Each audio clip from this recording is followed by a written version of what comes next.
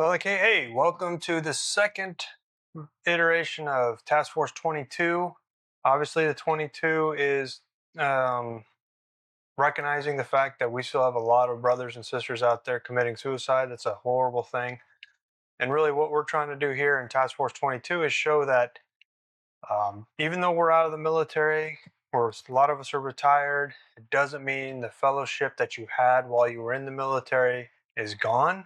You can certainly connect with veterans from across your community and connect with us.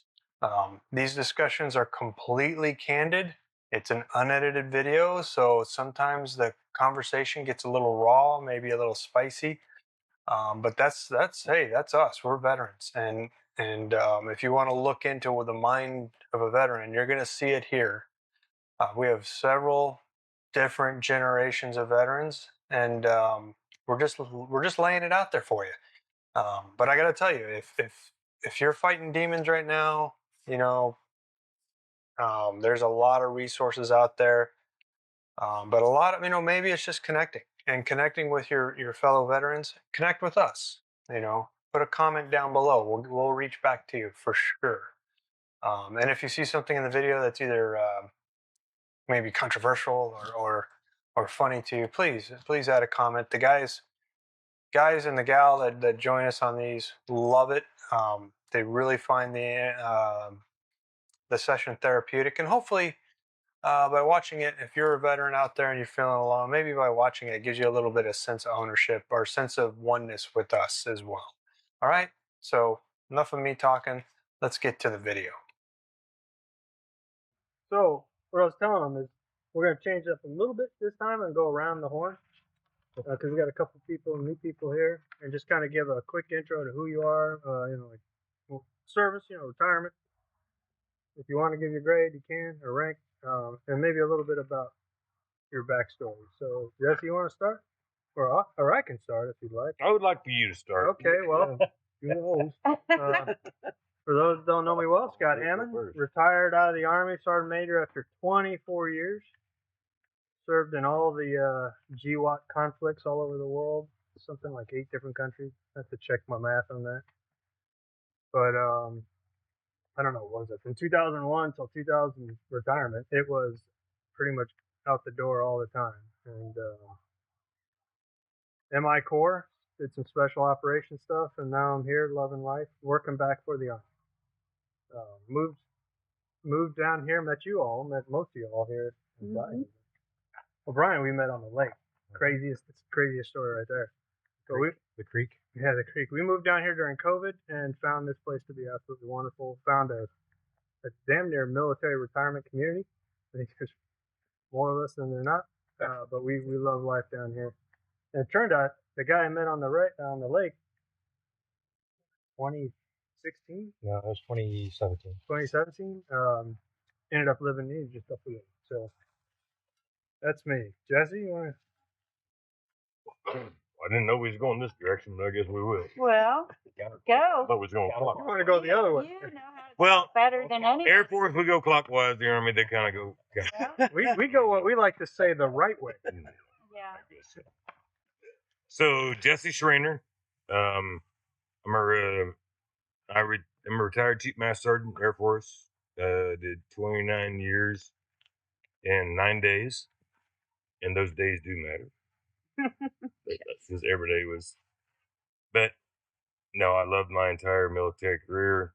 I deployed to starting in 1991 up until 2014 was my last deployment, and then they sent me to the headquarters position for my last 4 years, where I was gone 3 weeks out of about every month, and it was fun. But it gets really boring living out of a hotel and traveling, and other than you get a lot of airline perks. Yeah, I do miss those. Yeah, and American Express, you get the card where you can go to the lounges for free, but then we retired. I retired in 2019, and then just living life. And I actually retired completely, fully for like 8 months. And we did some traveling and then doing some stuff around the house and whatever and whatnot. But I didn't have any. I lacked a sense of um, purpose or self-satisfaction. I get a lot of self-satisfaction. I thrive on self-satisfaction. So more than anything, is I like to look at something from what it is to what it gets turned into. So anyway, I got to the point where I needed to do something else because I just wasn't really getting that. And I answered or responded to a Facebook marketplace about cleaning up a lot about 15 minutes from here. And I was like, I'll do it, whatnot. Gave her a price, knew absolutely nothing about what I was doing. That was 6 years ago. And now I'm building $170,000 metal buildings. Yeah, awesome. And loving life. Awesome. So that's what I'm doing. And I'm married to, obviously, my beautiful wife sitting right over here that keeps you flying. Takes better care of me than I deserve. I tell you, Jesse, we first met when we moved down here. We met pretty quickly. I thought you were well experienced as a construction. You were talking a good game. You may not have been knowing what you were doing, but I thought you were big into construction. Well, I've always, lived by the philosophy if you don't know what you're talking about, just say it as if you do and sound really smart. Fake it till you make it. Fake it till you make it. Yeah. YouTube it. No, it's a joke, but yeah, no, and just watching the, like you said, you just finished that big project, that huge project, going from small fabrication stuff to a big one. That's on your own. You got a crew. I got two people. Well, I really call it 1.5. Like one's really good, and the other one, he's about half good, and his pay reflects it. So he makes like half of what the other guy does. It should be. It should be. Yeah. But he has an opportunity. I will tell you a story. He has an opportunity. He asked me the other day, he's been with me about 8 months. He said, "You think we can talk about maybe getting a pay raise?" And I said, "Well, yeah, I'm open to have that conversation." And I said, "But I guess what I need you to explain to me is what are you doing differently from whenever I was paying you what I'm paying you now to, or when you started out to what you're making now, what you're doing now? Yeah. Are you what do you do any different? Or you got any other skills or whatnot?" And he says, "Well, no, not really." And I said, "Well, I don't really have a raise for you then." So, well, good answer. Oh, but he's got the opportunity to grow and get there. Well, he's got direction now. But what am I going to get for my money? Yeah, and motivation. Yeah. My name's Gilbert Arbizu. I was a senior master sergeant. Started my career as aircraft maintenance. Worked F-100s, F-4s, F-16s, and transferred to C-5s. I was a maintenance supervisor for C-5s. I enjoy it. Being around aircraft, working on aircraft is just phenomenal. The word out was that if you gave me enough engine, I could put anything up in the air. And that C-5 is an incredible aircraft. Mm-hmm. But my love is for fighters, but it didn't turn out that way. That ended my career. I retired in 2007. I was out for about 6 months and I was bored to death. And went on a ride. I've been riding motorcycles since I was 14, but I've never ridden as a group. I want to ride, I just get on my bike and go. Well, there was a rally going on, and I told my wife, you know what, I'm going to go check it out, see what it's about. Well, long story short, I met the supervisor that was the school bus supervisor at Floresville. we were talking. I said, yeah, I'm bored. I don't know what I'm going to do. Well, you show up Monday and I'll put you to work. And I got home. I told Birch about it, and I said, I don't know. I don't want to do that. Well, I showed up Monday. That was in 2008, and I'm still driving the school bus now, and I love it. I like being around the kids. I got some good. I got a lot of good kids. I got some that are not too good, but they need direction. But when it comes down to it, they're all good. Some just don't have that support at home, and I hear stories that just kind of breaks your heart, but you just there to support them, a listening ear, and try to guide them a little bit. Um, and Floresville has an ROTC program, so I was mainly their driver. The colonel enjoyed me driving because I just showed my ID at the gate, and we were waved through. The guard didn't get on the bus or anything, didn't do nothing. So he loved that. So we went all over the place with the ROTC groups, the cadets, and now I just piddle around at the house. I got projects. Guess y'all have seen my Christmas decorations. I made all those. I got my traffic light back up today. It was knocked down by the storm a while back by the wind, but I enjoy just piddling around. While I'm not driving the school bus. Friday night, took the cheerleaders down to Cuero. Of course, Lavernia lost, but uh, that's about it. All right. Cool. Well, Dan? So I'm Dan Woolbridge. Not my Facebook name, but That's just how I it have a is. different Facebook name. I live in the house Yeah. up around the corner with the star on the top, the veteran flags out on the days we need to. I was born in 1958, Duluth, Minnesota, to an Air Force man. I was there for about until I was about 3 years old, and my brother came along, and Dad moved to Turkey, so Mom carried the 3-year-old and a newborn to Turkey back in 1961. Wow. I graduated high school from Torrejon, Madrid, Spain, 1976. Came back to Michigan, where Dad was still in the Air Force, and got a job with moving and storage, something that we had done for the 18 years of my life. Realized that was too hard, so I decided I'd join the Air Force. So, joined the Air Force in 1977, enlisted, did in the Army, they were 05Hs. Yeah. Odd. Air Force, they're 207s, so diddy bops. I did Morse code.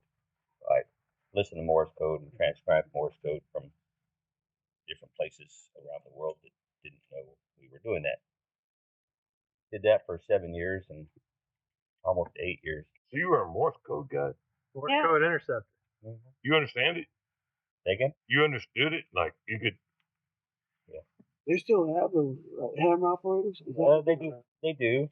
The ham operators do. Yeah. Services don't have it. Yeah. Services do. Computers can Only do a it. handful. Yeah, they do. Automated now. But, so I did that for 8 years and got married somewhere along the line there. And she was into going to school and college, and I was pretty good at what I was doing, and I was happy with doing what I was doing. But I decided, okay, I'll take some classes or I'll do some CLEP tests. I ended up doing probably a little under 2 years in the classroom and CLEP'd everything else, only because it was multiple guess, and I guess I could guess correctly. Didn't have to pass it. All you had to do was make a minimum and pass. So I CLEP'd most of my things, which kind of hurt me when I got into a master's program because I didn't know how to do a thesis or what a footnote was or anything like that. So I CLEP'd all of those. I've been there, and that's how I got my. I'm English with that same path. grammar class. Came back we had, over the course of our career, we had 4 assignments in Texas, 3 of them in San Antonio. So that's why we eventually retired in San Antonio in 1984. I got my degree from Wayland Baptist University and applied for OTS. Got my score results back, and some of my AFOQT qualifying, they were like in the single digits. So I missed out on a lot of education apparently. But apparently timing is everything. So, but I put an application for OTS and I got selected somehow or another. So I went on for another total of 26 years. Got out in 2002. My claim to fame is, in all that time, I never deployed. Yeah, I have some friends like that. Some never did. Yeah. I was timing is everything. So I was either an instructor on the podium at Goodfellow, or I was in a joint duty assignment, or I was in a short tour. I just never. Well, I never deployed to the desert. Sure. When the desert kicked off the Desert Storm, I was TDY deployed to Puerto Rico doing the war on drugs, looking for Pablo Escobar. Yeah. But so I did that until 2002. I was an intelligence officer, not an intelligent officer, and my specialty was briefing. So I was on command briefing team. I did this. Spent some time with Air Force Personnel Center. I was on the CAG there. So retired in 2002. Was living with some family up in Medina for a while, doing that internet search, looking for jobs like everybody did at one time, and throwing your name out on the wall, see if it would stick. And while we were in Italy, my last assignment, I remember getting a phone call in Italy from a guy in Ohio, and he wanted to offer me a job, but I still had some time to do, so it didn't work out so well. We did some email correspondence back and forth, but that was about it. So now fast forward in 2002, we're living in Medina looking for a job, and I get this email, and it's from that guy who had called me in Ohio a year and a half ago while we were in Italy. And the email wasn't to me. I was just a courtesy copy. For some reason, out of the blue. I don't know why. I found out later that the executive secretary for a guy here in San Antonio, his first name is Dan, and my first name is Dan. And he started typing in the email address, and it resolved to my email address. It must have been in his book. But the email went something like, "Hi, this Vice President, this is so-and-so. Here's a copy of a guy's resume who might be interested for that job in San Antonio." I don't know this guy. I don't know. I looked at the resume. I don't know anything about the job. Kind of figure it out. I hit reply all. "Hi, Mr. Vice President. I'm Dan Wolfich. Here's a copy of my resume if you'd like to consider it." I hit send. What do I got to lose? About 3 minutes later, the phone rang, and it was that Vice President. And we talked for about 10, 15 minutes. And at the end of the phone call, I had that guy's job. That's brutal. So that's how I got a job. So I started working 2002 out at the old Medina Annex out on the backside of Laughlin, about 20 feet from where I had started in 1977. I was gonna say, were you out at Medina? Yeah. And so we started up what was called the Air Force National Tactical Integration Team as a contractor, and I did that contracting for 2 years until long enough that the commander at the time, who I had counseled while I was at Air Force Personnel Center, she was a brand new below the zone major at the time, and so I gave her some career advice. And she happened to be the commander of this unit here at this time. So things just falling into place. But she created a job as a civilian job, and she told me, "The job's open now. Go ahead, put your name in it." Of course, I didn't have any disabilities. I didn't have overseas tour, and I was an ex-officer. And so there was a lot of things that they had to do, but they hired me. So I did basically. I moved over to the National Security Agency under the Air Force auspice. So I worked there for a while until a Army colonel came in and asked me if I would be his director of operations, ops officer. So I did that for 10 years out there at the NSA Texas. Moretti building? The new one or the old? Second? The new one or the old one? Yes. Both? Both. We transitioned over there. So then in 2018, I was diagnosed with leukemia, which is not a aggressive, fast-moving, oh my gosh, I'm going to die right away kind of thing. And so in 2020, I decided I didn't really care for how things were going in the world of politics, and I saw things that I didn't agree with. So I decided, no, I'm going to hang it up. So I hung it up. Figured if however long the Lord lets me live, I'm just going to live it with my wife, and we'll enjoy the time we have. So that's my story right now. That's pretty well. Yeah, you're like 20 years ahead of me. Not quite, 15 years. But yeah, I followed a similar path in the Army. A lot of time in San Angelo. Got in at the tail end of the Escobar search. Transitioned to the hostage rescue. Mm-hmm. Well, so I'm Michelle Schrainer, married to Jesse, of course. I retired in 2017, and I did 30 years.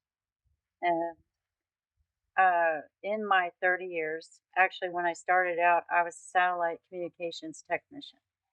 So, but I specialized because back then we did the special identifiers in tactical communications. So my first duty assignment was in Korea, and originally at OSON, but we transformed over to Camp Humphreys.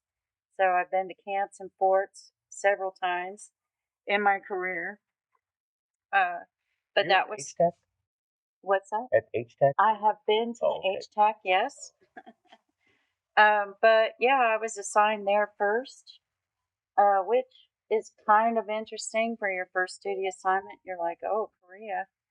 I didn't think it was horrible because the people I worked with, I was the only female in that unit or in that shop. Those guys really taught me a lot of stuff, good and bad, but I'll just talk about the good. Let's talk about We'll just talk about the good. Live it clean, baby. That lasted me throughout my career, really. You know, and when I left there, I was stationed in Texas, and I deployed to for Southwest or for the Gulf War, and then I came back and got assigned to Germany. I was in Germany 3 times in my career, not on purpose. That's just where they kept sending me. They also sent me to Texas 3 times. I was stationed at Fort Hood once, and then also Bergstrom Air Force Base, which is no longer open. People look at me like, what? Yes, the airport was actually the base. So, where I was at. So, but I was also stationed in Portugal with NATO. I was deployed also to the Republic of Georgia, went to Southwest Asia several times. I mean, it's just, nature of the beast. My last assignment was here in San Antonio at Port of San Antonio. I worked with the 690th NSS. Our responsibility was the Air Force network and moving more towards cyber operations and stuff. At that time, I was now, a chief and wasn't really dealing more in the nuts and bolts of my career field, just working more in cyber operations. And so I retired in 2017. And then Jesse and I moved down here probably 5 months before he retired. Mm-hmm. But I also I didn't get a job after I retired as such, not a normal type of job, but I did start a small business. It's called the Texas Pack Lady, which is I make purses, women's purses. I do have stuff in a shop here on consignment, and then I also make canned goods, which I have at a different shop. And that's what I do. I keep busy doing those kind of things. I was doing markets a lot, but it just got to be too much trying to do that, keep up with that, and then have stuff in the stores. And so now I just pretty much focus on the stuff I have in the stores and enjoy myself and make sure Jesse doesn't do anything too crazy. I tell you, that first my wife got from me is the only time she gets stopped and commented about her food. Really? Yeah, she gets a lot of questions about that. Well, She that's just says, "I awesome. just picked it up at a thrift store." Yeah. Is that leather? Is that leather working? It's got Uh, hers is an interesting. It's a mix of leather. Yeah, hers is more has upholstery fabric and a mix of them. Yeah, so She I don't she do gets, tooling, but she gets quite a few questions. yeah, So Michelle has a on her purses. No two purses are made the same. they're not exactly the same. She like hers has a sister, but there's not. It doesn't look exactly the same that she wanted. And actually, I've been working on refocusing on why I even started it in the first place. Like because you know I have an embroidery machine and all this other stuff. I mean, it sounds kind of weird going from tactical communications to that, but it's something that I love to do. I like to do artsy stuff. So I'm now refocusing that on truly, I want to just make the purses. That is the only one that's ever going to be made. Yeah. Nobody else is going to have that same one. That's neat. So that's where I'm kind of going right now with that. And Nothing wrong with that. I mean, George W. went from being the president to being a painter and running a ranch. So. right, exactly. So why not? Is your stuff over there at by the Tractor Supply? Is that top hat or? It used to be. I had a friend, and she and I had a room there. Okay. So Nothing at Sisters. not at Sisters, no, because they have Consuela and a bunch of others. So if they do that kind of stuff, they'll do it as a pop-up market. My stuff is at C Street at the Wilson County News. They have a gift shop there, and they have like a little rack there with all my stuff that I have right now. Yeah. And then when I do actually do one market once a month at this vintage store where I have my canned goods, and I do take some purses to that, but it's not my main focus when I'm at that market. It's just trying to get people to come buy that stuff. Right. Is what Do I'm they doing. still have that market over at Hilton Park? They do, yeah. That market's That's still the one going on. once a month. Yep. Yep. Yep. They have Actually, there's several here in Floresville. Ellie's in charge of that now. Yep. There's several here in Floresville. It's just it gets to be too much every week. You're like, and especially in the summer. Oh my gosh, Texas with this 100-degree weather. I mean, I would be dying at 2:00 in the afternoon when we're taking everything down. So, but that's really what my focus is now. Hey, you gotta do what you gotta do, pay rent.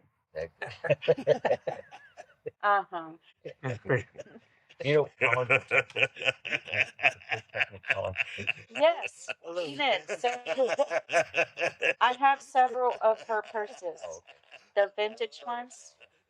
So that's another thing I started collecting.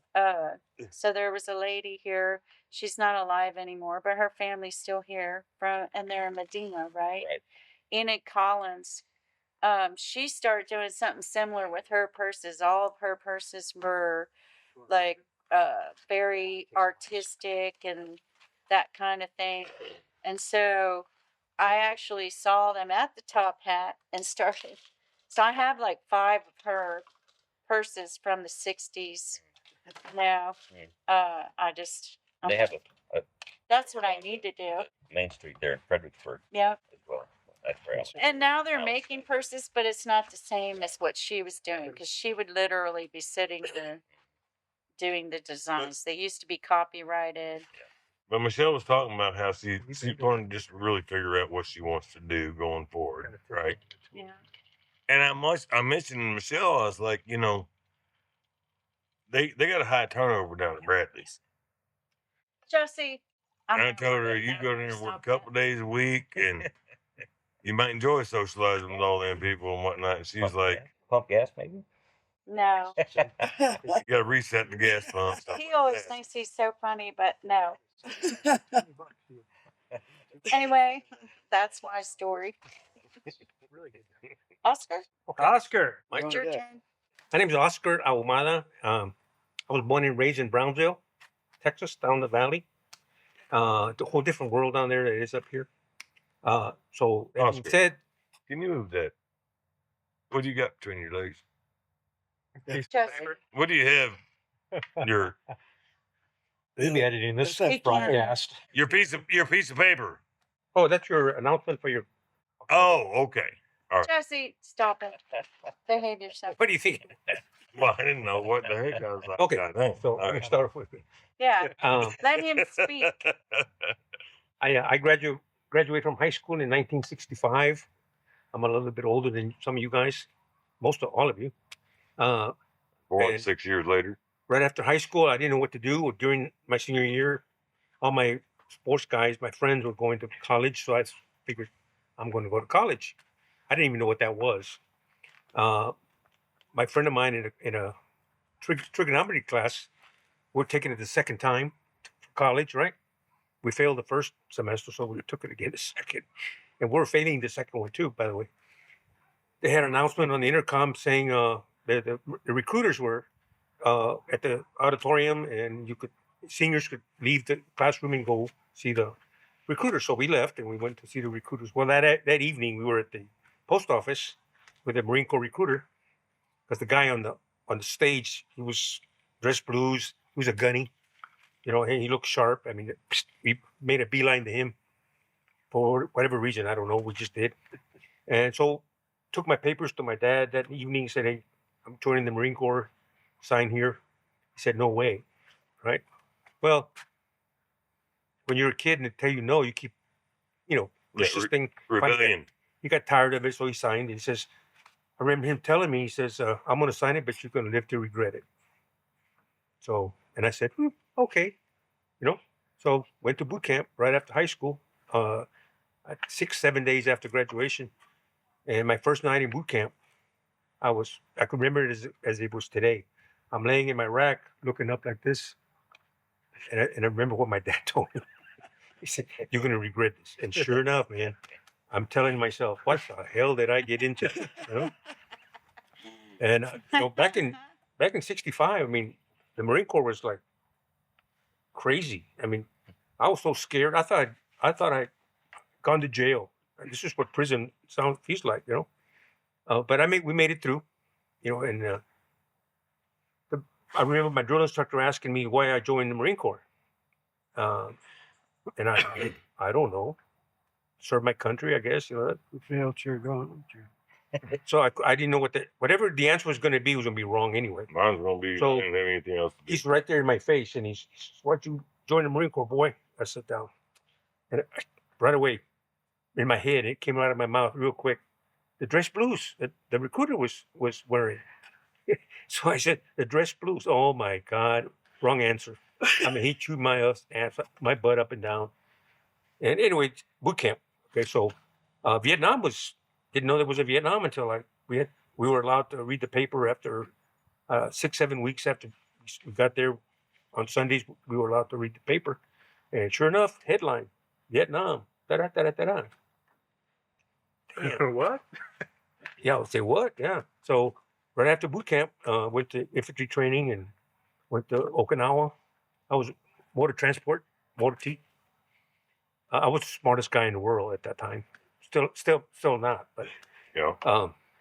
here's I had that problem. Yeah. So anyway, we went to Vietnam and got to Vietnam and all these vehicles and went to a infantry unit. as motor T. And so we arrive, and all these Jeeps and trucks and stuff are all blown away and holes in them and stuff. And I said, damn, and this is an infantry unit. It's not like a transport unit or nothing, right? So that first day, I was taking a shower in one of those real cool ones, like you have a barrel up there and you pull it, and the shit hit the fan. I'm naked with a towel, and my rifle's right there. So I ran to a hole, and well, anyway, long story short, first tour was okay. It wasn't really that bad. It was pretty. It was green, a lot of water, rice paddies, stuff like that. But so I came back and went to MCRD San Diego with Crew Depot. Spent my rest of my 4 years there. Re-enlisted because I didn't know what to do after that. Going to Brownsville to do what, So I re-enlisted. Came to San Antonio to work with the reserve unit, 4th Recon, and because I re-enlisted and they gave me sergeant. Okay, not that I earned it. They gave me sergeant because I wasn't really that well disciplined. I had issues with discipline in the Marine Corps, believe it or not. Okay, so I go to 1 year re-enlisted. They gave me sergeant, and then I get a choice of duty station, guaranteed 1 year. On that 1 year, I got orders back to Vietnam again. And I just got married. My son was born December 17th of 70. And in January of 71, I was at Camp Pendleton, going back to Nam again. My wife told me, why are they saying you can't go? I'm going to call the congressman and stuff. I said, no, that's, when I was in the Marine Corps, almost all my 20 years, maybe the last 2 I wasn't. I was hardcore. I mean, I was born, raised, slept Marine Corps. I mean, I was, yeah. Oh yeah. I'm still trying to get over it right now. Yeah, I know that. Yeah. So I was going to talk to you about that. So went to, you're only 78. I can teach you something, I guess. And they came back. My second tour with Pendleton, with 1st Battalion, 1st Marines. There a year. Then I went to Rhode Island to advisors, like what I was doing here in San Antonio, but we did it over there in Rhode Island. It was a motor transport company reserve unit. Spent there about 2 years. Then I applied to go to Marine Security Guard duty. You're in charge of the Marines at the embassies, and I got it. And went to Honduras. Tegucigalpa, Honduras. Yeah. I was in charge of the Marines for about 2.5 years. The watchstanders. They had it back then too. What's that? Tegucigalpa. Oh, yeah. Tegucigalpa. Yeah, at the base there. The what? You're at the base at the airfield? No, at the embassy. Oh, you're at the embassy. Okay. In the city. Okay. Yeah. They had a mill group, Army. Yeah, sure. Mill group. Yeah. We got to. That's what we hung out with, the Army, Air Force guys from the embassy, and so spent 2.5 years there, right? So far I haven't really done any real Marine Corps stuff other than Vietnam, right? All these special duties. So I'm thinking I'm going back to the States to start working in my MOS. Mm-hmm. Here's I think I have about 10 years already, and I haven't done anything except embassy duty, this, down, and so I get my orders to go to DI school to be a drill instructor. I said, what? From a duty like embassy duty, I wore a uniform maybe once every 6 months when my a commanding officer from Panama came in, gave us an inspection. Other than that, I wore civilian clothes the whole time for 2 years. So here I'm going back to the Marine Corps, but almost like boot camp again, And I didn't think that was going to be good, but it was okay. I mean, it was a eye opener, because they treat you in DI school. They treat you like you're almost in boot camp again. Yeah. They don't cuss at you, but it's like this, drills, inspections, PT, all that stuff. So you got to be the standard. You got to be the standard keeper. Yeah. Yeah. What? You got to be the standard keeper for drill sergeant school. Yeah. So then, I become a junior drill instructor, senior drill instructor. I was serious gunning because I made gunning while I was there. And that was in 77, 78. And so right after, then I became an instructor at DI school during that same period. That was cool. That was really cool, man, because you see gunnies crying, and believe it or not, other gunnies were crying because they were in school and stuff. And like I said, I was hardcore Marine. I mean, you don't cry in the Marine Corps. I mean, no. But these guys were, no, my wife is sick. And? Yeah. Like, yeah. And, Yeah. Exactly. what? In the Marine Corps, Yeah, it sucks, but okay. They swear, like, what? And? in the Marine Corps would tell you, you know, if the Marine Corps wanted you to have a wife, they'd issue you one. Yep. Really. And when I first joined, No. I believed that. I believe that's why I've been married 4 years. That's the way it was. That's why you've been married. Married 4 times. Well, I mean, that's the way it was whenever I came in. Yeah. And that's why I've been married 3. So so what was I? Okay. So far. So then I go to Rhode Island, right? And then I go to embassy duty. Then I become a drill instructor at the high school. Then right after, when I finished there, they finally send me back to my MOS. So I get stationed at Naval Air Station Corpus. Okay, a small unit, maybe 5 or 6 active duty Marines, and a captain and a colonel. So we had a female captain in charge of us. Really, everybody got along great. I got along great. And then she left. And her retirement party, her replacement shows up to the party, right? And then comes this guy, okay, with pink undershirt. You know, those like this. Wife beaters? What do you call them? Muscle shirt. Okay. And bright orange shorts up to here, high top shoes with an afro, okay? And he's the lieutenant that's going to take the captain's place. My guy's in charge of me. And I just came from DI school, okay? Or, you know, from drill instructor duty. And I looked at him and he looked at me, and he told me, his eyes told me he didn't like me. And I looked at him and my eyes were saying, what the fuck are you? Who are you? You know? So we didn't like each other since he's an officer, I'm just a gunny. He pencil screwed me the time I was there. So I was there about a year and a half. And I said, man, I can't do this anymore. I mean, every time I turn around, he's on my butt, you know, for doing nothing. Anybody else get away with it, right? So I called headquarters Marine Corps and called my buddy and say, man, get me out of here. This guy's crazy.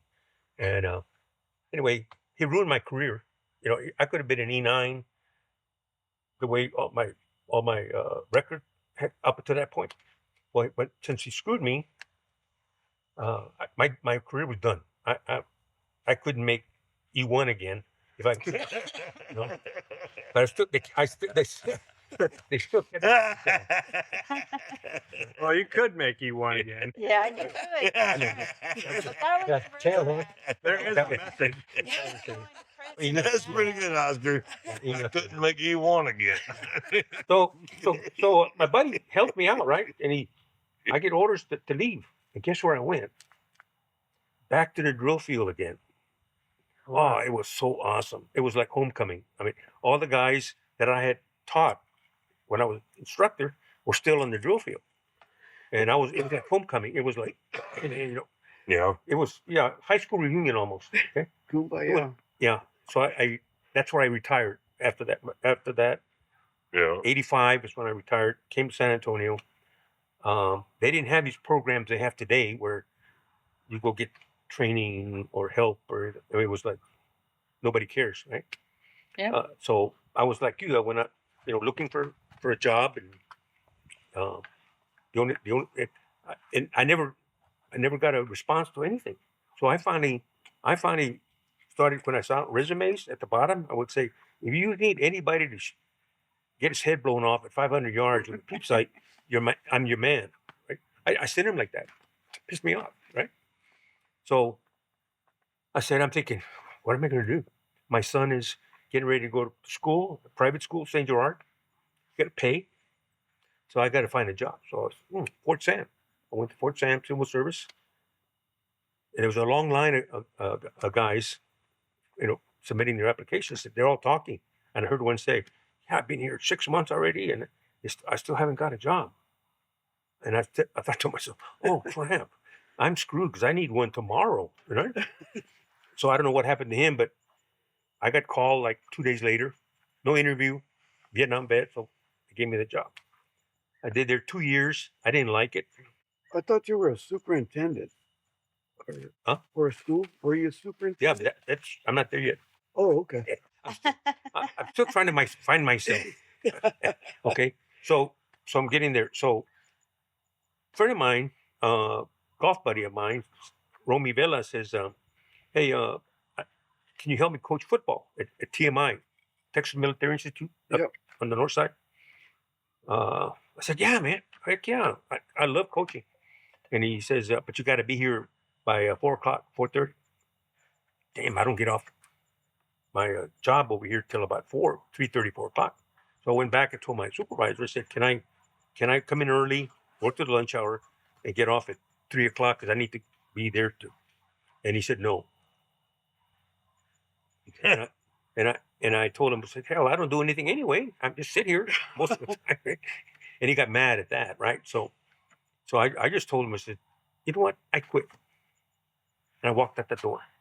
And he was yelling at me, come back here. You can't just walk out like that. And I, what? So I resigned, went to work with Romy, and got home that evening, talked to my wife, right? The mother of my boys. And I told her, I said, got a new job. She goes, oh, really? Yeah. Well, how much they paying you? Right away. How much they paying you? She didn't care about what you'd done. Right. Yeah. That's why I got divorced. But anyway, The money. so You'd be like, well, baby, I got, like I got defuse bombs. so I told her, I said, $500 a week? No. Every 2 weeks? No. Once a month. Once a month? Yeah. But I'm coaching now. I know what I want to do now. What about your job that you have right now at Fort Sam? I don't have that one anymore. I quit it. Oh man. Anyway, make a long story short, that was part of our situation. Got divorced, went to college, That's our purpose. quit part time. Yeah. What? That's really good. That's pretty good. That's part of our situation. That's keeping the story moving. Yeah. So I went to college and I couldn't coach and go to college because I needed more money, because I had to pay the rent. I was divorced then. I had me and my son, my younger son, so I needed money, so I applied at be a bus driver downtown, and I got hired as a part-time bus driver, and I drove the bus for 4 years, Monday through Sunday, every day. If I wasn't asleep, I was at school or driving the bus for 4 years. And I tell you, man, if I was to think about it today, I could never do it again. I wasn't thinking. I was just doing it. Just, I hope the next year. And so I became a teacher, C-003 went to school, got my master's. I coached softball. year from the I wanted to do baseball, but you couldn't do that. And soccer and football. And then I got my master's, became a vice principal, and then a principal. I did 22 years of service to our kids, 23 or 22. And I retired in 2015. I became a principal, then I retired in 2015. And found this 315 Broken Arrow, built on it. I'm the happiest man in the world. That's my story. All right. Couple questions.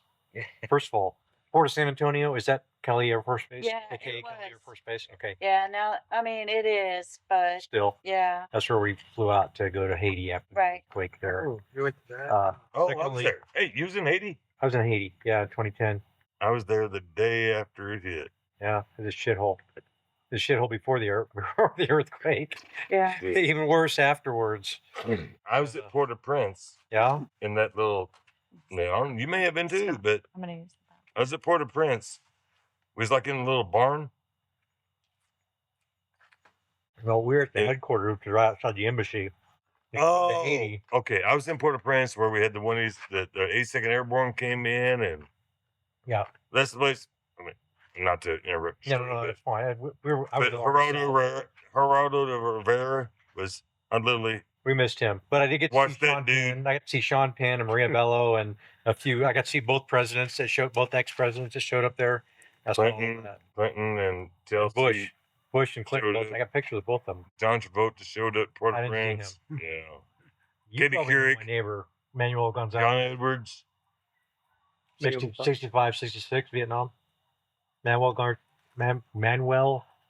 Gonzalez. Cantankerous little Hispanic guy, lives over in Eagle Ridge next to me. He's my next door neighbor. Probably. He claims he knows every Marine, every Vietnam Marine around here. I think he probably does too. I probably do, but I maybe the face, but I can't remember. Yeah. So he lives here. He lives in Eagle Ridge, Eagle Creek Ranch. Yeah, you know, off 1303. Yeah. Yeah, go back up to 775. Go back up 775. Uh-huh. Hook a right on 181, going towards San Antonio, on the very next right back. No, in there. 181, not Yeah, 1303. What you're talking about? You go the wrong way, man. Smoking. No, it's 775 up Derek to College lives 181. over there. Yeah, I know. Derek and I served together in okay. at Army South. Yeah, Derek. Same. Yeah. Yeah, so you know, Derek. Are you guys members of the American Legion in Floresville? 48. So, because like I said, you guys, you all look familiar. Like maybe I've seen you at the Legion, or my daughter was also in the JRTC at Floresville. So we did some events there, and I saw folks. Again, if you guys have been to any of those events in the last 4 or 5, or maybe even like 6, 7 years, I might have seen you there at those. I'm at Lions Club. Moving around. I haven't seen you by. I'm not He's on the lying. I am a DU guy. If you guys are party, what's that? I'm a precinct chair No. for the Republican Party. No, I haven't seen you there. No, there was a gal that she lived in the subdivision there at Eagle Ranch, and she was real active in the Texas Republican Party. I can't think of her name anymore. Anyway, so it's interesting you mentioned that you retired in 85. Is that right? So I graduated high school in 87, and I did 32 years in the military, and I'm just doing the math going, oh my God. Yeah. Wow. Well, yeah. Well, let me tell you, when you guys moved in, within a year, we was talking across the fence, and he was telling me about he just retired and this and that and the other, and I'm thinking, oh yeah, man, you know. And then when he told me when he just retired, I'm thinking this is 2000 something. I retired in 85. You know, the age kind of hits you like. But it feels like you just retired. It does. It does feel like. I mean, it's been over 10 years. For me, 2018. So yeah, I graduated pretty much. I retired in June of 2018 after 27 and a half years of active duty, but really 32 years of total military service with reserves as well. Air Force? No. So I actually started in the Montana Army National Guard. My last year, I enlisted like 13 days after my 17th birthday. I enlisted in the Montana Army National Guard, and I was a tanker there. And then I graduated from high school, and at that time I had changed my enlistment, and I went on active duty with the Navy, and I was active duty in the Navy for 2 years. And so I went to NTC. It was RTC San Diego. Yeah. And then we also went through the break in the fence, and we went over and we used to do PT over in MRCB San Diego there, Marine Recruit Battalion. Whatever it was. Yeah, because they were NTC and the RTC Navy side and the Marine side were side by side. So we'd go through the break in the fence, and we'd go through do PT over there on their side, and it's just kind of a thing there. That was in the late 80s, and I did 2 years active duty in the Navy, and I was in the Antarctic Development Squadron 6, or VXC6, which had a couple of it was the unit that the National Science Foundation used to do all of their Antarctic missions. So down McMurdo Sound and everything, that was a unit. And then there was also the New York Yeah. National Guard, Air National Guard also had ski-equipped LC-130s, and they would fly those down there as part of the mission in Antarctica as well. So I was aviation supply. I was junior enlisted at that time, got out as a petty officer, but I did my time in New Zealand. I never made it to Antarctica, which is my sadly my one regret from the military, from the being in the Navy. But it was a great time. I saw a lot of stuff during those 2 years active, and then a couple of years in the reserves, and then I came on active duty as an officer in the Army. I was an armor officer, and my first tour was in Korea. I went to Korea, and I did 2 years in Korea. I was an armor officer, armor platoon leader for a year, and then I was an infantry mortar platoon leader for a year. Yeah, no doubt. And I had a great time in it. It was all great experiences. I came back. Yeah, Red Cloud or we? No, I was at TDC. I was at Tongshan. Yeah. The Tongshan for both years, but my wife at that time, we had married before I left. She came over. She had a job with MWR, so they gave her a vehicle. So we had a vehicle, which was very rare in Korea there.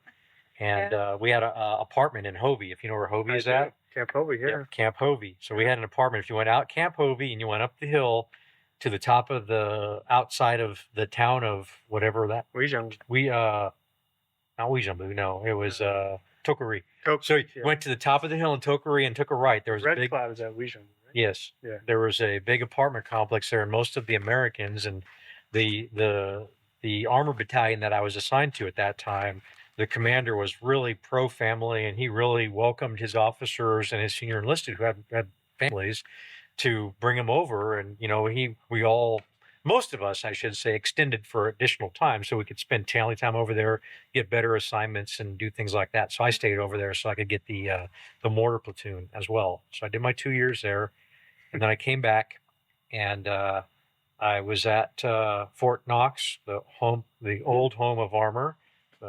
Was really outstanding. And then I went from there to Fort Bliss, and I spent some time going to school as an armor liaison officer with a bunch of duck hunters, your air defense artillery folks.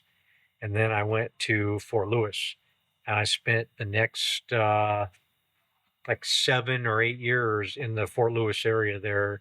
I was I worked on Corps staff for a while. I was the headquarters and headquarters company XO as a captain for a while, and then I went down to a maneuver unit on armor battalion, and I was the battalion maintenance officer, and then I took over a cavalry troop, reconnaissance troop, all that time while I was there at Fort Lewis. And then once I finished my time up there, and this was all right at the very beginning of 9/11, right after 9/11. Mm-hmm. So from I finished up my time as a reconnaissance troop commander, and then I took a job in Army recruiting. And so it's very much like drill sergeant in that it's a whole nother level of pomp and circumstance, and you go from wearing BDUs all the time to wearing dress uniforms and dealing with people and have to be nice in a whole different sort of a way to affect your job out there. But I did that, and I had married in 2001 my wife, and she became a soldier in 2004. And so when I finished up my time as a troop commander, she deployed to Kuwait, and I stayed and watched our daughter. Basically was the single father to my daughter at that time in Washington State while she went to Kuwait. And then when she came back, I deployed. I went to school, and then I deployed for extended period of time to Iraq. And while I was in Iraq, of course, armor was really not relevant there for the most part in Iraq. So they took all the combat officers and they made us basically embedded infantry officers, and embedded us in various organizations. In my case, I was embedded with a Iraqi infantry battalion. So I had a group of guys, I think there was 11 of us, and we basically embedded ourselves. We lived out with the Iraqis. We weren't under U.S. cover or support or whatever. and we went and did operations with this Iraqi infantry battalion. And then about 3/4 of the way through, they redeployed us from the Diyala River Valley, which was outside of Bakuba, which was on the Iranian side of Iraq. They redeployed us down to Nasiriyah, which, if you remember Nasiriyah, that was where what was her name?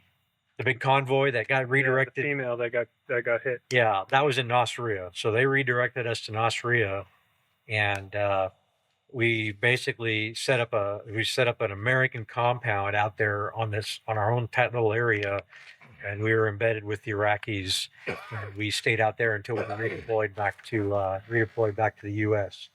And from there, I came back, and my wife was still assigned to Fort Lewis, Washington, and we had decided that we wanted to try and check out Texas. And since she's in the medical field, we came to to Fort Sam Houston, because that's where all of the Army medical at that time was at. And so I took a job at Army South, and she came down and took a job at the Public Health Command, and she became an instructor at Public Health Command, and she taught her medical field to all of the new Army recruits. And then while we were there, Fort Sam became the joint medical training for all the military services. And so while I was at Army South doing training for peace operations and combat operations and humanitarian assistance in Central and South America, she did her stuff with the joint medical training for all of the military services. So they moved her from Army Public Health Command down to the Joint Command, and so she did that, and I did what I did. And so I went to Haiti, as I mentioned earlier. When the earthquake hit, I was on the humanitarian assistance survey team. They pulled me back, and I went down and I linked up with the 82nd Airborne and the 101st Small Element that deployed down there, and I embedded myself with them and worked with them until the rest of Army South deployed as a headquarters. And so I was the kind of the glue between what was going on and what Army South needed to do. And Haiti was a hard assignment because there was just so many problems with Haiti and huge loss of life, as you all know. Shit show. Just a real shit show down there. I've been to Port-au-Prince. I saw all the stuff that was going on down there. Went up to the various locations where what are they called? The NGOs, non-governmental organizations were trying to bring support in there. As I said, I mentioned, I met the... USAID that no longer exists. Well, sort of, right. USAID was there every morning. So I was the night operations OIC for the Joint Task Force. So I received all the reports throughout the evening, and then I had to consolidate those into a report. And then I briefed General Keane in the warning, and then we briefed General Smith, who was the Southcom commander, 4-star Southcom commander. We briefed him, and that was the end of my day. And then I would go and try and sleep, and it's 150 degrees during the day. Every generator in the world is running out there, and I'm trying to sleep. And mosquitoes are like exactly. So you had to sleep inside of. You had to take your malaria pills every day. I was sleeping inside of a net. Inside with a net, fully zip up nets, which I actually still have a couple of those. Valuable things. They're great. They're a great piece of kit. And anyway, so that was a real interesting thing, because when I came back from Iraq, I definitely had PTS. I had PTS, and after a while, it became the disorder PTSD. And it was definitely affecting my relationships and my health and my sleep and everything else. It was just very stressful. And that was when I started on a new path to health and being more focused on trying to make sure that my body chemistry was right. And I was doing enough types of, mind exercises, body exercises, and interacting with people kind of like this here, who kind of understood what I'd been through and what was going on. So I did this job for several years at Army South, and in 2012, I'd already been there for 3 years, and Armor Branch was telling me, hey, you got a couple options. You can either go to Pakistan or you can go to Iraq. Pakistan or Afghanistan. Those are my two choices. Not great choices, but I was able to stabilize my wife. I said, if I go to Afghanistan, I want you guys to stabilize my wife here while I'm deployed to Afghanistan. Yeah. And so they sort of did that. They kind of half-assed it, but she was able to get 10 months of stabilization. I went to Fort Stewart, Georgia. I embedded with an infantry unit again, light infantry, and then I deployed to Afghanistan, and I spent 9 months in Afghanistan straight through with a light infantry unit. I was pretty seriously injured over there, and that created a whole bunch of other issues, but at least it stabilized my family. And my wife still had to redeploy to another location. She went back to Fort Lewis. And when I left Afghanistan, I met her back in Fort Lewis. And we stayed at Fort Lewis from 2014 to 2016. At that time, I was fairly injured. And I told the HR chief, the G1 at the Corps staff, I said, hey, this is what's going on. He supported me 1,000%. Just a great guy. Made sure that I had a job that one was going to help me, and that I could help the Corps while I was doing it. And it was about readiness. And it also allowed me to go and take some specialized medical care around the country. So for the next year, I went to a bunch of different medical training, medical treatments. I came to Dallas for 2 weeks for some specialized training. I was in a specialized treatment for 8 weeks at Fort Lewis. And then I also flew to Colorado. Fort Carson? Carson. Yeah. I flew out there, and there was some specialized training on or treatment on Fort Carson, Colorado, and also out in the economy. It was a very big study, had to do with hyperbaric chambers and diving down to multiple atmospheres and getting pure oxygen at pressure. And then from there, as I was working with the Readiness and Resilience program for First Corps, the Corps Deputy Commander was tapped to become the new commander of Installation Management Command. So he was going to take his 3rd star, and I had worked for him basically directly with the Readiness at Fort Lewis. And he had asked me straight out, hey, would you like to come down to Fort Sam Houston to work for me at Installation Management Command doing what you're doing now? And I said, oh, hell yeah. And so his guy talked to my branch manager, and they put a job for me in the system. They pulled me down there, and they pulled my wife back down to work at the schoolhouse again as an instructor, which she wasn't happy about, but it was probably a very good thing for her at that time. And so they took me back there, and I worked with Army Readiness up until 2018 when I retired. And then after I retired, and Armor Branch and my boss, the 3-star general, no longer had kind of control over both of our careers, they decided my wife was going to go to Germany. Mm-hmm. And so they deployed my wife to Germany, and she took my 2 daughters there, and she spent 5 years in Germany, all the way up until this past year. And then she came back this June, retired, and right now they're all at my house. They're on their way to Louisiana to do whatever they're going to do in Louisiana. But at least that's kind of the journey that I had, and kind of the challenges that I had along the way. As I mentioned earlier, both my daughters went to school in Floresville for part of the time. One of my daughters, she would have graduated if she'd said one more year. She was in the the Air Force ROTC program at Floresville for a while, and big supporter of both her mom and myself in the military. Wow. I don't know what else to say other than I didn't think I'd come back to Texas. We thought we'd try it.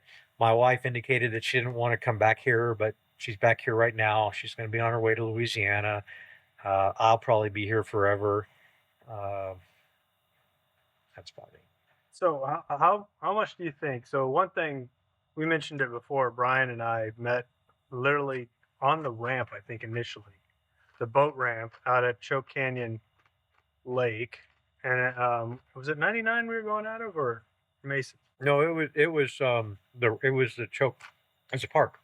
At the park. It was at the at the state park. It was at Okay. the state park. So we met, and I think you were with your son at that time. I was and I with was Lee. with a fellow soldier named Jake Penman, who introduced me to duck hunting. Damn it. So now I'm several $1,000s out of pocket on duck hunting to include a overly expensive boat, especially when I look at the Claremont. Oh, But how much do you feel that, you know, we've done a lot of veteran hunts. I've done some. You've done more. How much do you think that helps with things like, you know, PTS or just the lack of brotherhood? well, it creates a tremendous opportunity for people with somewhat of a similar background or experience to come together.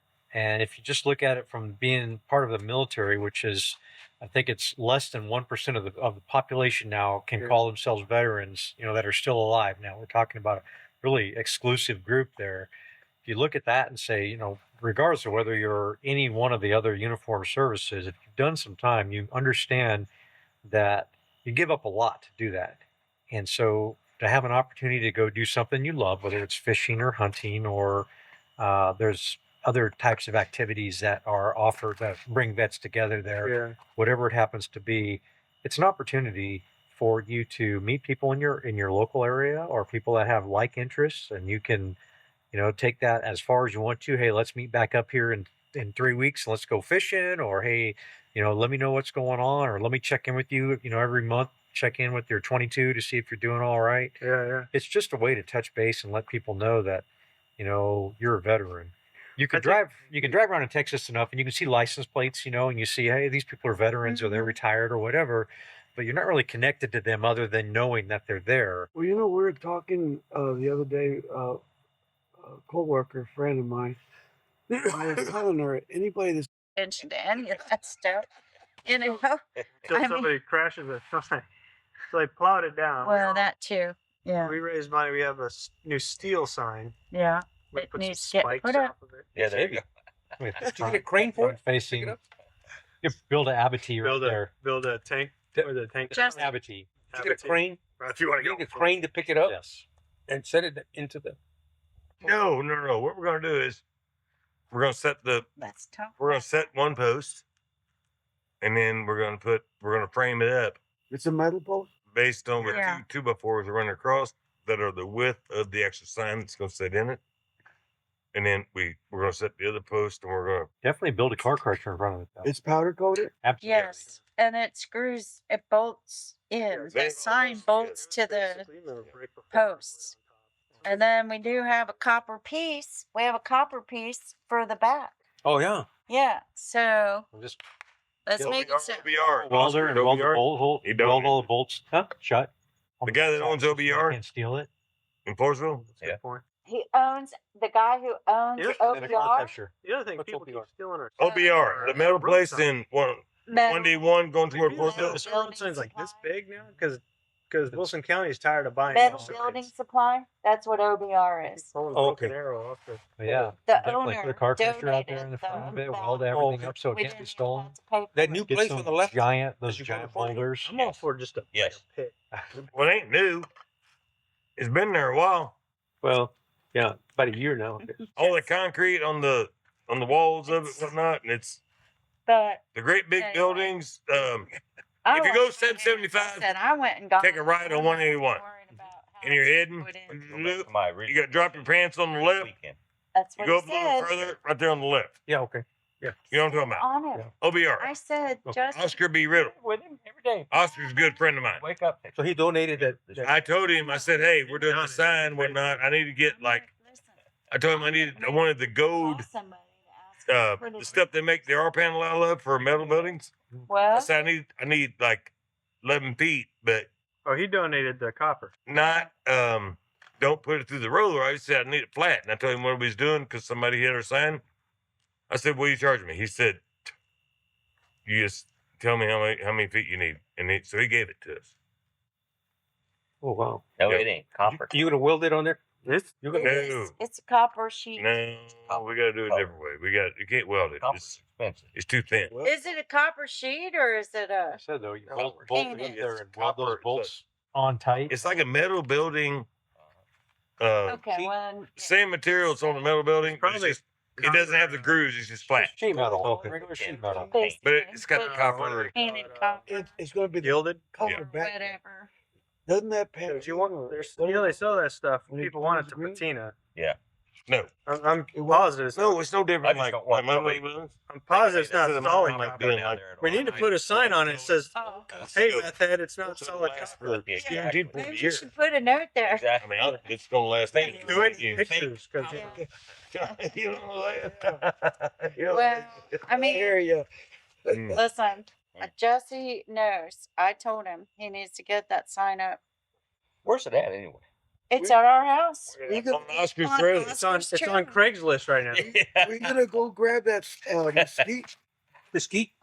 Well, I thought what's his name had it. Well, I think Joe, Marianne was saying Joe Carranza had asked for about it, and there's a lot of it. There's You still need a that bunch stuff there. gone? I took some. Well, I cut it all up for her, but that day after the storm, we're going to San Antonio, and They're the using damn it. tree. I called For Terry. barbecue. Terry, you know that? We're having a barbecue, too- Palm it's- Sunday barbecue I It's saw too that. green for that. fundraiser. So But it's not till March. Oh, it's the green. barbecue. Right. Yeah, you're gonna have to wait over a year for Yeah, that to work. Bring your Otherwise, chainsaw next time you come down to Hot Dove. Oscar, we need some cut. come to our You know, house. Chris We got a have chainsaw. He's mesquite. looking for stuff to Did cut. we do? Yeah. Guarantee you that. Well, here's my trailer. down there, and he'll run his. We can he'll load run some his, up. Well, chain. he already And it's he's seasoned. learned. It's been there. You guys, We're doing you 700 one of our uh, imitations, didn't you? Yeah. I did. Yeah, it's green. He's It got just fell Sunday the other morning. day. Palm Sunday morning. It's the 18th of October. We're gonna have a Well, I gave him one of our Yeah, I know. What day of the week is that? invitations, yeah. Saturday. It's the third Saturday of October.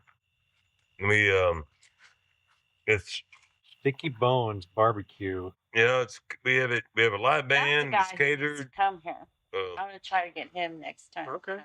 He lives on 2579 he's a retired Army guy. Bradley's. Yeah, 20 years.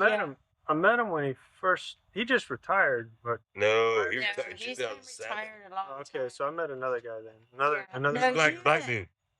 Uh-oh. Now you've done it. That's 9:30. No, Scott didn't Yeah. pay the damn electric bill. I'm 30. Yeah. You met That's it. You turning into a pumpkin now? No. Phil strikes again. fish at our place. But there's always a lot of people from the military there. It's just that one time you and Lori and Wendy and Dave were sitting there, and I thought that's so funny that the two E9s are sitting right across from each other and don't even know it. So, but yeah. No, he lives up in Bernie, Okay. so I don't know that he would come, but Alvin, Dave Fish, Alvin, Jesse and I actually just recently talked to Alvin because that's another thing that Well, I'm Like- building him a building right. getting back onto the veteran thing here.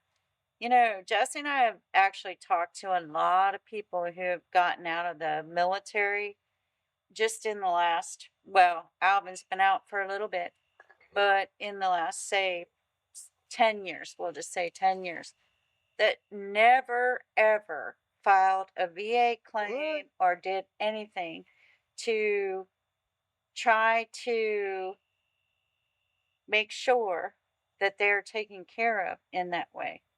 This guy never did it. I have a guy that retired right before me, that worked for me when I was in the Air Force. He has still yet to do his claim. I'm like, you are such a fool. Leaving money on the table right there. Exactly. Yeah, you earned it. You're such a fool. Exactly. I mean, he has conditions that he needs to be seen for. Well, you know, as the weather cools, we'll do these earlier. Yeah. We do them kind of late just because it's, There's a 105 degrees out. There's a guy, his name is Ray Herrera. He's a VA guy in Wilson County. He does a wonderful job. The VSO down there. They just got a new office, Is he good? right? Very good. Very, very good. I'll tell you about my experience with that, though. They're in a new No, building. and it's free. Just walk in there, bring your papers. He does it right there. And you don't Here's have the to problem. wait. Here's not a problem. Here's the problem with a lot of guys that have retired though, or they've gotten out or whatnot. They say bring your papers. They don't have their papers. They don't even know. And you got Talking about medical records or stuff like that. No, right. A lot of these guys don't have them. They're like, Right. so they're lost. So they don't. Bring what you can. But they weren't and he'll worried about help you it get what you back don't then have like they if you need it. are now. Yeah.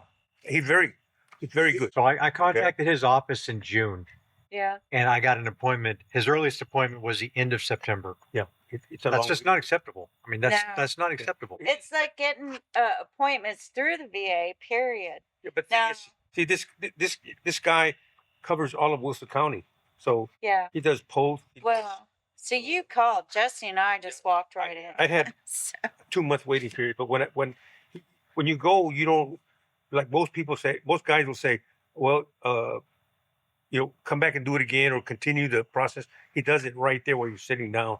When you walk out, it goes to wherever it's supposed. well, I mean, if he's doing that, at least. But So what you I would did. say, You retired in 18. Did you- so you I did. I your had an plan? issue that I wanted to address, and I didn't want to go on post and take care of it because there's a retirement services on post that can also help you out there. No, Yeah, it's- yeah. But I'm a VA, I'm a American Legion member, and I talked Yeah, to my guys yeah, there, and yeah, they said, "Hey, yeah. talk to this guy." So I contacted him in June, and he got back to me. He's like, "Yeah, my first appointment's in end of September." I'm like, So you did. That's really not How in many, the- how many years do you do? 24, 26? 27 active. So you're 100. Oh, Okay. Oh, You're at the well, meetings on Thursdays? no, I wasn't. I've not gone. No, the way you was talking, I was like, well, Michelle, you need to talk. No, I mean that's taken care of. But I'm Yeah. kind of going through a transition period, and one of my daughters is still because I was combat injured. I've got Title Yeah. 35 stuff, and my Yeah. one of Yeah, my we got daughters on that, Title yeah. 35, Yeah. and my other one just graduated from high school and is going to start. I wanted to see about on Title 35, and I just kind of lost the bubble, and so I wanted to contact the VSO. well, Like I said, okay. 3 months waiting period. Well, let me tell you something. It's not that hard. So, our daughter did it through University of Texas Arlington No, for her wait. master's. Jesse, stop.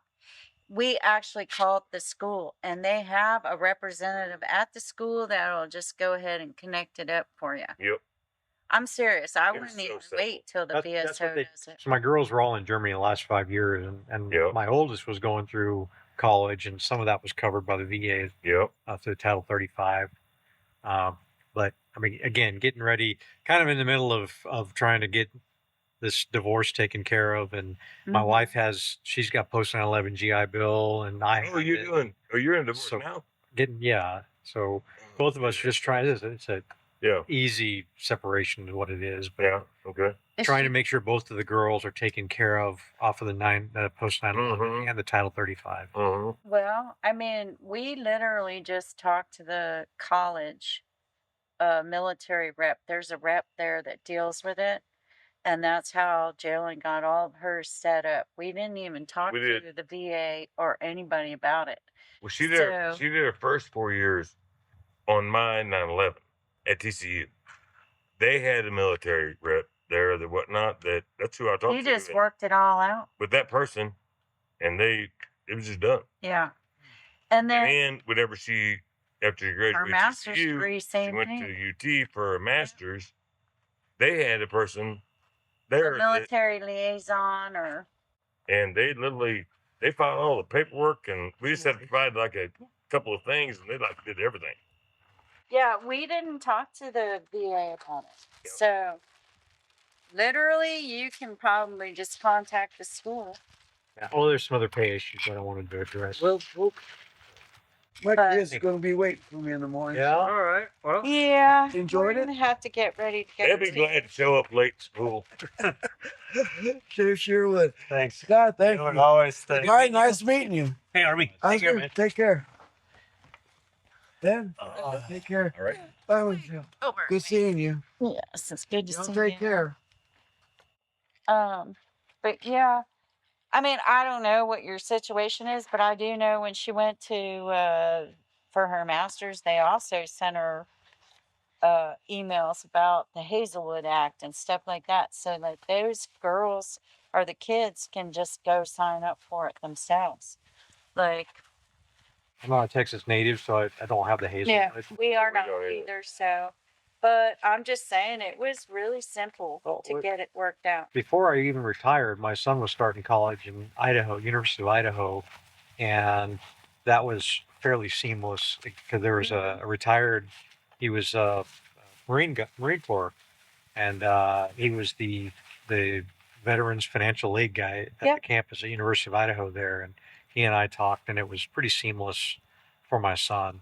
That's just part of it. Like I said, I've got both girls are getting ready to go to college. One is Right. continuing college. One is getting ready to start up. And I wanted to make sure that my pay has kept up with that. Well, there's that too, right? You got to make your adjustments. and Yeah, all that. exactly. There's that. At some point, once I'm officially divorced, I'll have to update it that way. Yeah. And there's I'm different. not sure I understand what you mean by the pay. Because you get adjustment if you have kids in college. There's paperwork you have Oh, to submit on for his that. own personal pay. And then he's Okay. complicating that Yeah, as yeah. the fact Okay. that his The spouse Title is 30. Yeah. divorcing, and then the 35 people. Yeah, there's definitely a. And then she still has her GI Bill. She's pretty much exhausted her GI Bill. So Oh. she was using, my oldest daughter was using her post 9/11 I'm gonna. and my Title 35 Those- in conjunction with each Those other. are carpenter. But I don't know if they stayed on top of They're the probably Title eating these 35 plants stuff. over I mean, here. it's very not Cutters transparent to of- me Yeah. because all that was taking place in Germany Yeah. with They an have- online you can college see a back in the couple U.S. And so Oh, they I was have kind of them. divorced from the They'll process, tear but it I'm trying. I down. want to Oh, make they- sure that I'm Jumping providing- back in. Whatever. Yeah, I I want to get help as much as I can. Myrtles? Yeah. Yeah, crepe myrtles are. Yep, Oh, they've been I gone keep- overnight. I've I had keep, them. I've had them strip mine twice in a year. I keep These- yeah, my crepe oh, myrtles that dusty. Spider's dead. Oh, he got eaten yet? That's what I was thinking when he sat there.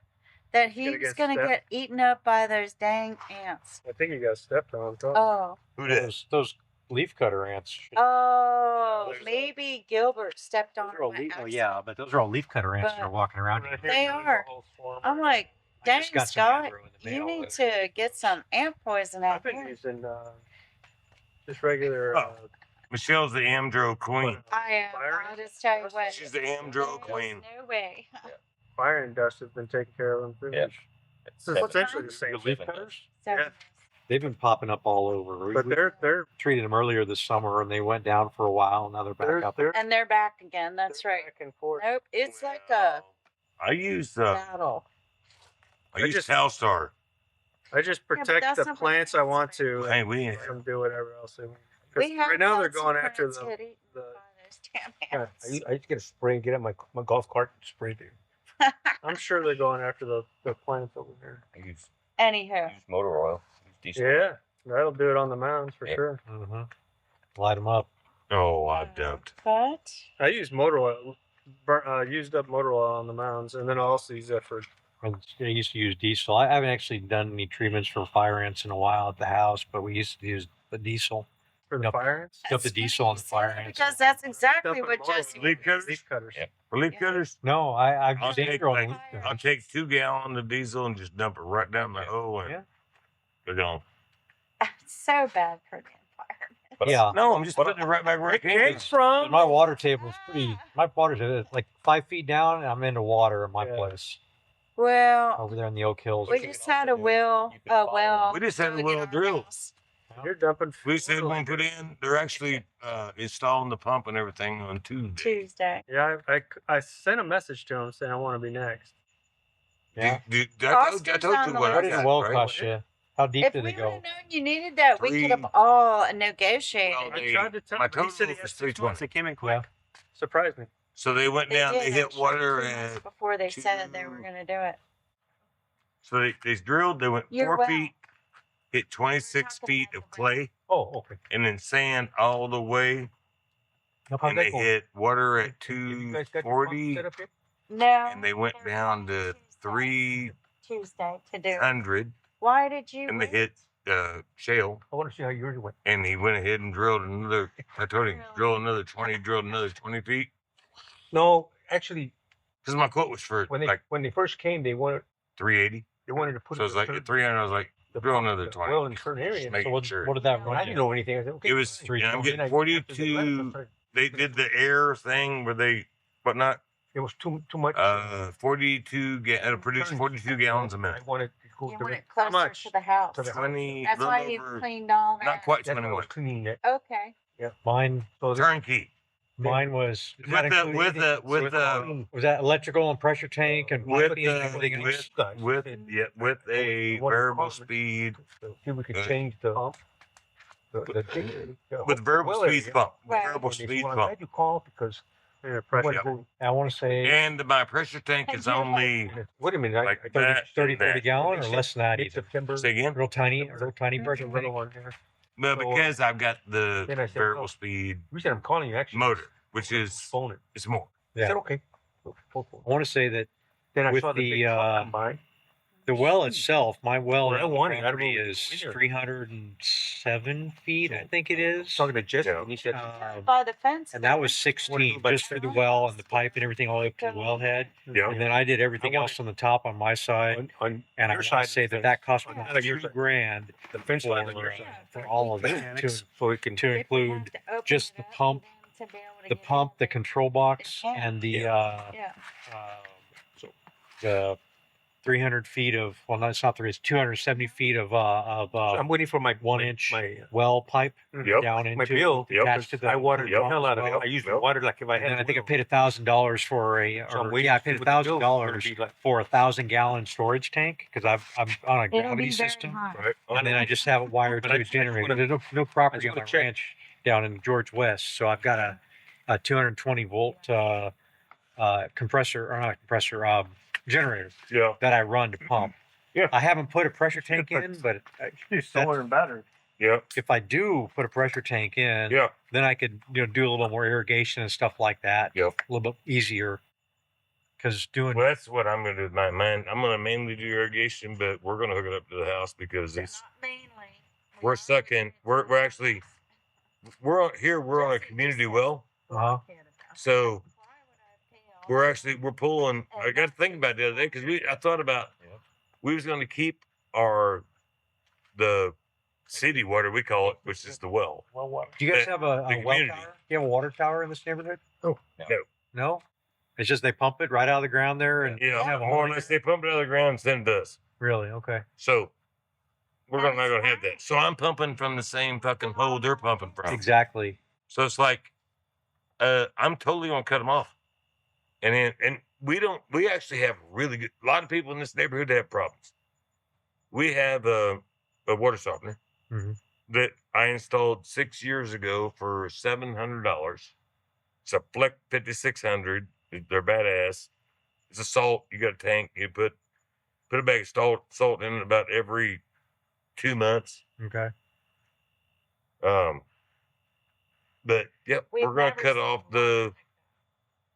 the because we're just getting the same water where they're getting it from. Yeah. We have aqua over in that side, but I took out my water softener because it was causing more problems than it was solving. And I had the tech come out there and we tested the water where it came in at, and it was less than 1 ppm. And I said, why am I taking the expense of this when they're pumping me really good water anyway? So I got rid of that. Wait, where's this at? This was over in Eagle Creek Ranch. So you have a well there. Aqua runs the water for most of that area around there. So we've got water towers. They've got wells, and they'll pump it up into the water tower, and then they use that to get the head on the water. Yeah. So Eagle Creek has their own. It comes from Aqua, but Aqua manages it. Okay, so it's not. They're pumping. I'm pretty certain that they're pumping the water into the water tower from like multiple wells that they have that are part of that water system there.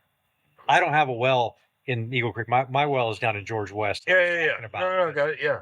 But yeah, we get our water from Aqua, Texas, is where we get our water from. So you guys have really good water. It's really good water. Yeah. Every now and again, if they're working on the system or they have a break in the line, you get a flush of brown water through there. Of course. Yeah. It is what it That's is. just- yeah. People, you get on next door app and people are like losing their freaking minds Yeah, about it's it. like- And Yeah. no, the water in general is really, really good. Yeah. Good. So I have no concerns about it. Yeah.